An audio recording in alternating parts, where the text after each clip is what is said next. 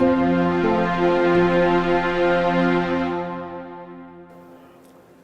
today I'm at PDAC in Toronto for 2024, and I'm meeting with Rowena Smith, who is the president, yes, of Yes. Australian Strategic Materials.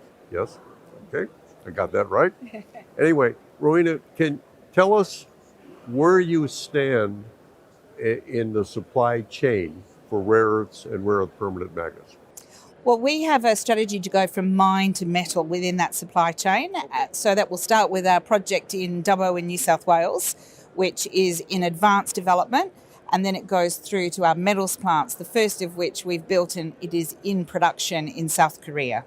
Okay, and do you plan to supply only metal, or will you make alloys for magnet makers? So we are already making both pure metal, so an NdPr metal in that facility, and also the strip alloy, so the NdFeB alloy. So both of those products are currently being produced there in Korea.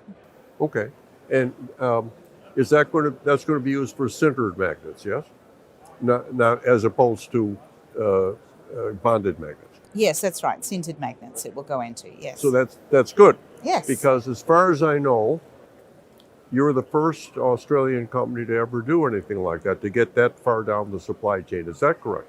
That is definitely correct. And in fact, we would be one of the only companies globally doing it at the moment outside of China.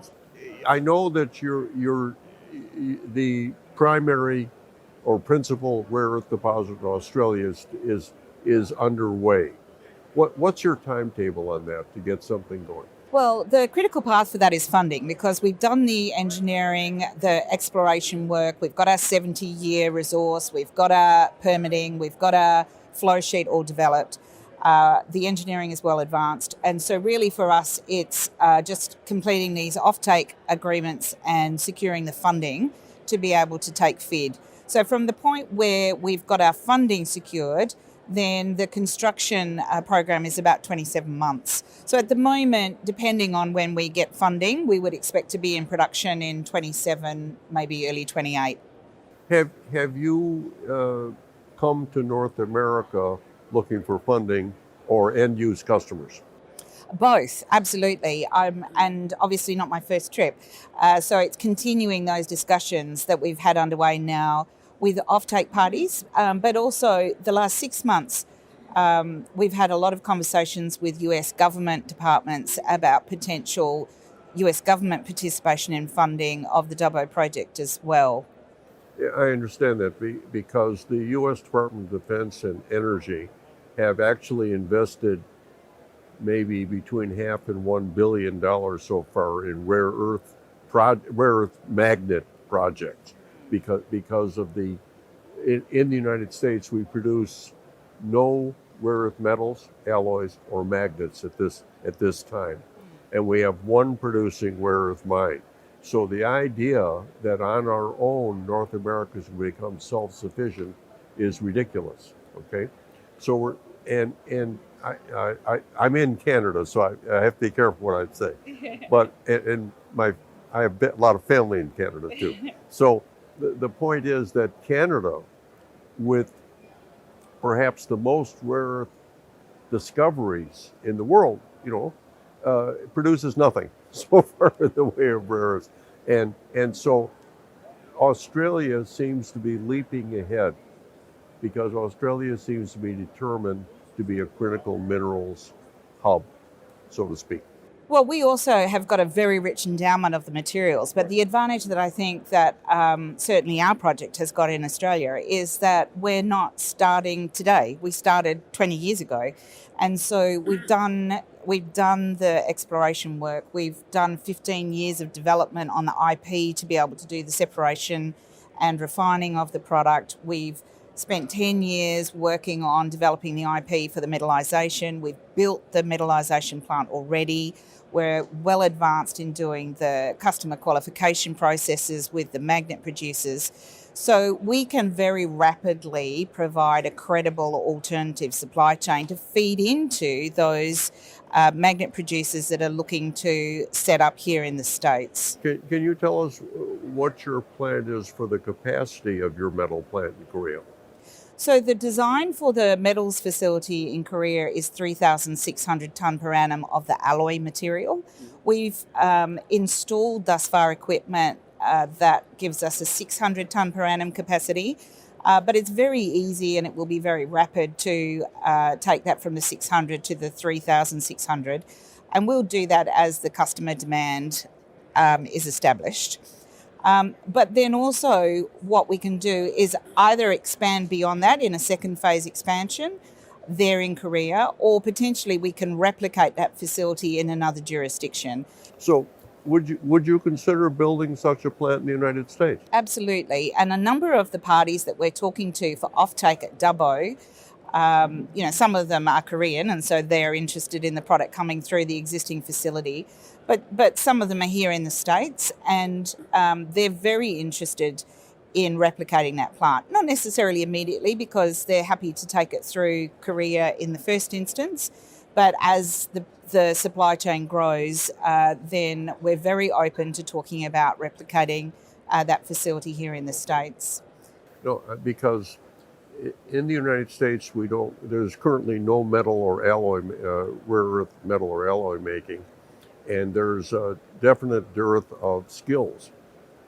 We don't have a lot of people here who know anything about it, because since there was no feedstock for 25 years, what was the point of building downstream facilities? So it's the same thing in Europe, although Europe had a legacy of more such facilities, but not metal making necessarily. They have one company in Europe which is making a small amount of metal. That's it.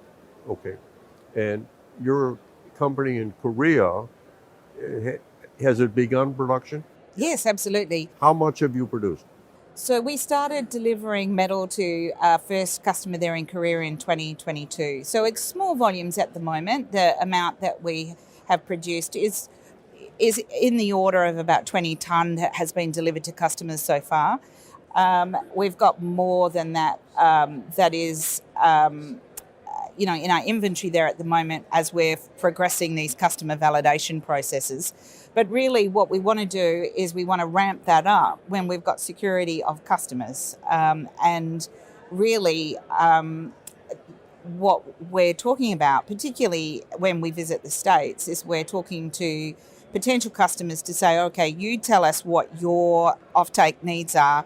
We can expand very rapidly to be able to fulfill that. And we've got the ability, if we do put a facility here in the States, to be able to leverage both the operational know-how but also our technical team to be able to come over and train staff here in the States. So that's obviously a huge advantage. I think it's very important for people to understand that one small company in Great Britain, one operation in Thailand, and your operation are the only rare earth metal operations I know of outside of China, Japan, in the world, okay? And there's no way you could ever meet the demand, so you are into a seller's market. As long as we have got feed. So right. I guess the important thing for everybody to recognise is the downstream part of this supply chain is only as strong as the upstream sources that you've got. And if no one is investing in bringing projects like the Dubbo project online, then these metals plants will continue to be very small. We need to get the feed that is going to be able to enable the whole chain to grow. Well, still, the point is that you're actually making metal. Yes, absolutely. So it gives you a lot of credibility in building your upstream mine, okay? Well, it gives comfort to the end users because, particularly when we're talking to the large OEMs, they want to know that they're dealing with people who are credible and commercially credible, but also operationally credible and technically credible. And so we can say, well, come and have a look at our facility, and they can come and they can do an ESG review, or they can do a product quality review. They can review our laboratory and see actually how well we're managing our quality controls. So they can meet with our team, they can meet with our R&D team, and all of that gives them confidence then about the way that we're going to partner going forward. Well, all I can say is that the rare earth market outside of China is rapidly coming to a conclusion, okay? And those that can do will continue to do, and those that can't will have to think of something else to do. So please keep us informed on your progress, and thanks very much for the time. It's lovely to speak with you, Jack. Thank you.